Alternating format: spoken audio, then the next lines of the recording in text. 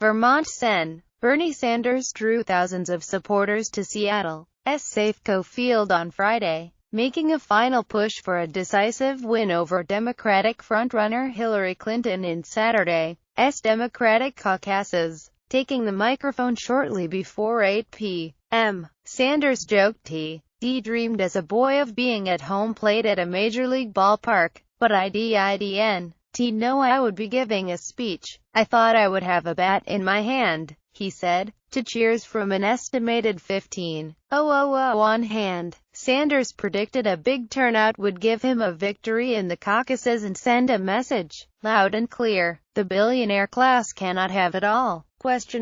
Citing recent favorable polls, Sanders said a win in Washington could propel him to later victories in Oregon and California and, eventually, the nomination. So don't let anybody tell you Hillary Clinton is the strongest candidate to take on the Republicans. It is just not true, he said. Unlike his most recent Seattle rally at Key Arena, Sanders directly criticized Clinton, taking her to task for accepting Wall Street money via campaign contributions and in paid speeches. He said his campaign has remained different, taking millions of individual, small donations. We don't represent Wall Street, corporate America, or the billionaire class, he said. Sanders also had harsh words for Republican frontrunner Donald Trump. He said Americans would not elect a president who has insulted groups including women, Latinos, African Americans and Muslims, and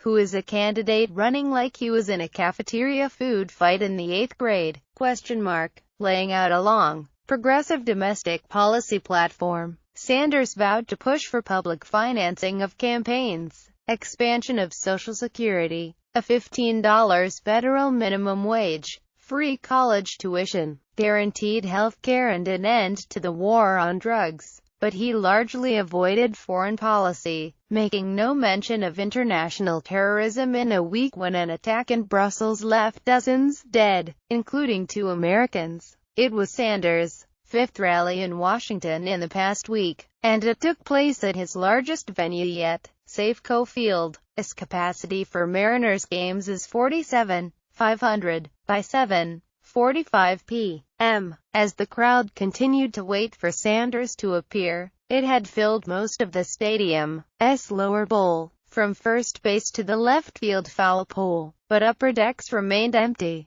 Seattle's Socialist City Council member Kshama Sawant warmed up the crowd, calling for a new party free of corporate influence. Speaking of her own campaign centered on passage of Seattle's $15 minimum wage, Sawant led the crowd in chants of, "When we fight, we win?" As they have at previous Sanders events, crowds lined up early for a chance to hear him speak. By 4 p.m., the line from Safeco Field stretched across the street past CenturyLink Field, snaked through its north parking lot, then dog-legged around a building to Occidental Avenue.